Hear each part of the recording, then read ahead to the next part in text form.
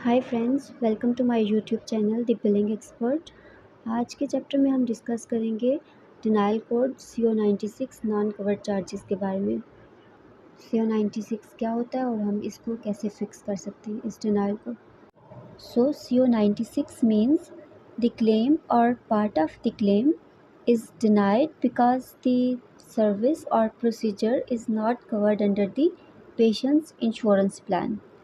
इसका मतलब क्या है कि कुछ सर्विसेज या कुछ प्रोसीजर कोड्स ऐसे होते हैं जो इंश्योरेंस के पेशेंट के प्लान में कवर नहीं हो रहे होते और हम उनको बिल कर देते हैं। या तो वो पूरा क्लेम डिनाई हो जाता है या फिर कुछ हिस्सा क्लेम का कुछ प्रोसीजर कोड्स डिनाई हो जाते हैं जो सर्विस में कवर्ड नहीं हो रहे होते।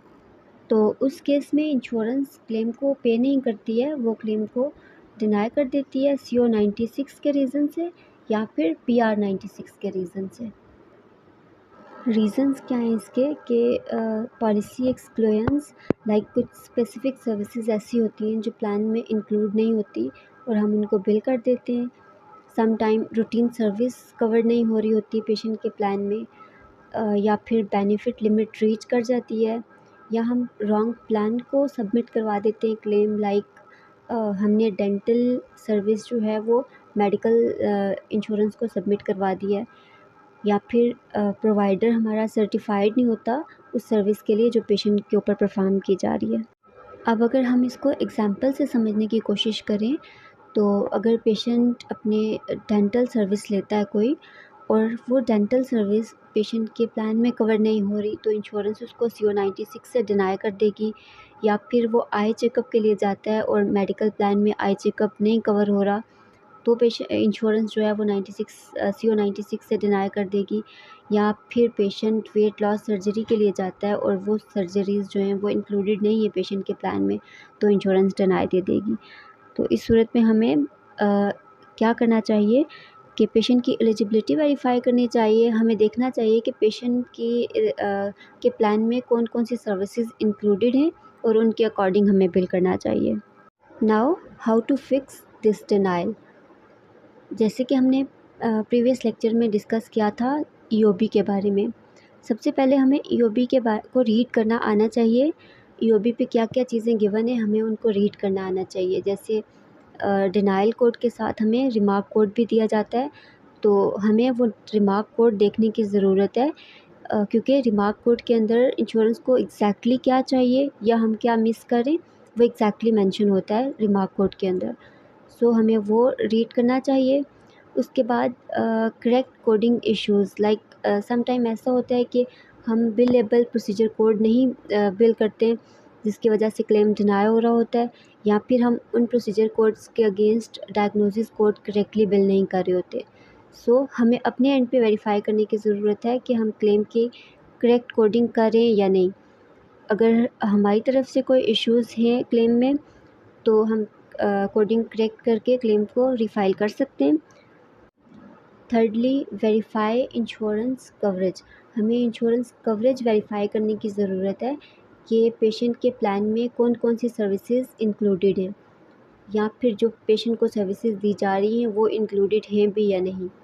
और वेरीफाई करने के बाद हमें वो इन्फॉर्मेशन फ्यूचर के लिए अपने पास सेव कर लेनी चाहिए ताकि हम फ्यूचर डिनाइल्स को प्रिवेंट कर सकें। इसके अलावा पेशेंट की जो अलाउेबल यूनिट्स हैं मे बी वो एक्सीड हो गई हों।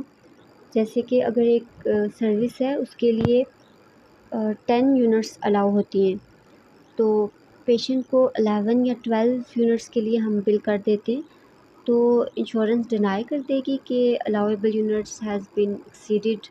सो हम उसके अकॉर्डिंग फिर एक्शन लेंगे। then check whether the provider can perform such services or not। हमें ये वेरीफाई करने की ज़रूरत है कि जो सर्विसेज पेशेंट को प्रोवाइडर दे रहा है प्रोवाइडर खुद उसके लिए सर्टिफाइड है, एलिजिबल है या नहीं। And then submit medical necessity documentation.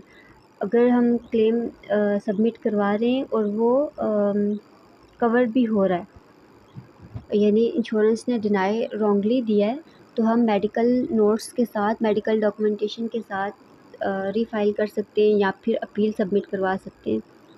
ताकि इंश्योरेंस उस क्लेम को प्रोसेस कर सके। या अगर हम सम टाइम ऐसा होता है कि हम कोई मॉडिफायर स्किप कर देते हैं, किसी सर्विस के साथ मॉडिफायर एप्लीकेबल होता है और हम वो मिस कर देते हैं तो इंश्योरेंस उसको डिनाई दे देती है। सो हमें ये वेरीफाई करने की भी ज़रूरत है।